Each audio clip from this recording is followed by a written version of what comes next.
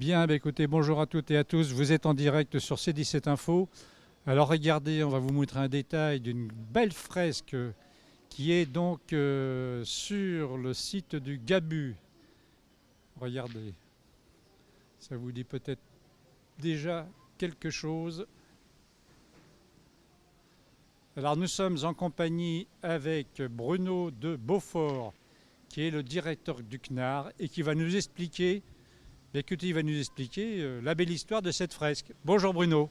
Bonjour, bonjour. Eh ben oui, effectivement, au Gabu, voilà, on a imaginé quelque chose au Gabu. C'est la fresque post-Covid qu'on dirait. C'est qu'on a imaginé de proposer à un graffeur connu, Moka Uno, Moka 187, de venir faire une fresque. La commande du CNAR, c'était Imagine la ville du futur, le Gabu du futur. Et cette commande, eh ben, c'est une libre interprétation par lui, hein. Il faut venir de près, il faut venir voir les détails, il faut venir voir ce qu'il a imaginé. Nous, on lui a juste dit, voilà, quel sera notre futur, et il est parti sur son idée, avec l'aide de EPO et Série. De toute façon, vous verrez ça aussi, les graffeurs, quand ils sont là, ils signent. Et donc, avec le soutien de Lord in the West, qui signe aussi d'ailleurs.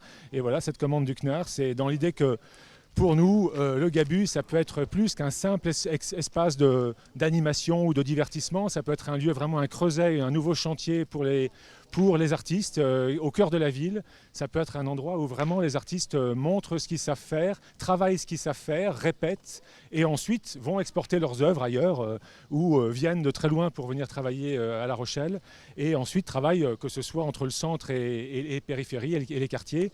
C'est ça qui nous intéresse, c'est que le Gabu soit un lieu vivant, un lieu comme autrefois c'était des chantiers, ici c'était des ateliers, et bien que le Gabu soit aussi encore des ateliers vivants où les gens passent, où les gens viennent voir des gens travailler et où c'est une vie à la fois pour les touristes, mais pas que c'est aussi une vie pour les habitants, c'est une vie pour les travailleurs. Voilà. C'est peut-être autrefois ici, c'était les ACR ou c'était les ateliers chantiers Rochelet. Ben aujourd'hui, c'est les ateliers créatifs réunis, on va dire. Moi, ce qui m'intéresse, c'est de se dire que c'est Cap au Gabu. Le Cap, pour moi, c'est les chantiers artistiques permanents aussi.